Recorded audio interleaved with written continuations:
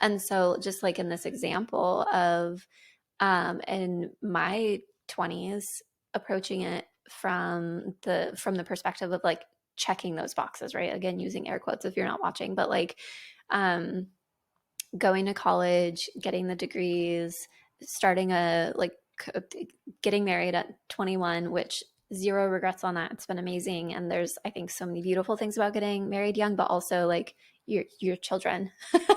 Like in a lot of ways, you're like Yeah. very, very young. And you grow up together. And getting the career job at 21 years old, sticking that out for about 8 years in a high stress job, and buying the house and getting the cars, and just all the things, right? All the things that we're told, like, this is what you need to do. Hmm. And in no way I don't feel like bummed that I got married and have a house and have working vehicles and like those, like I'm Right. so glad that I have those things. And there's a part of me that as I'm approaching 30, and I'm using it as kind of like an invitation of what do I want my 30s to look like, is like having a sense of feeling kind of bummed that I spent so much time like the late nights doing schoolwork and feeling so overwhelmed with work and being available literally 24/7 unless I was like on a scheduled vacation, and then even that, like if there was something that like someone needed me, like Mm. just like always being available. And so dedicating my time to those things instead of dedicating my time to, or at least part of my time to like having experiences. Traveling is something that I love, love, love to do. Like I've done minimal traveling in my adult life just because like it wasn't put on the priority board. Hmm. And so looking at, I guess my 30s has been, or like approaching 30 has been an invitation to look back and say, amazing that I, have done these things or have checked these boxes, and I'm so grateful for these things. And here's what I would love to like create space for and like Yeah. prioritize as I am entering my 30s. Absolutely. I love that. And I think that was like so well articulated because it is that like experience of like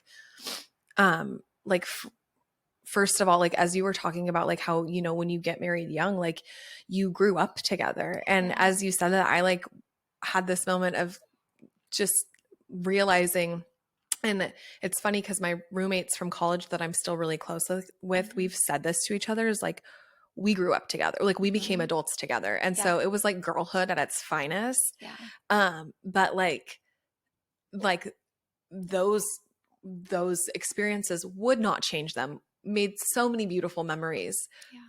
And like there's like an uncertainty about it in a sense of like having no idea what's happening or what's going to happen, and like we shared this thing together, and now like we've all gone our separate ways.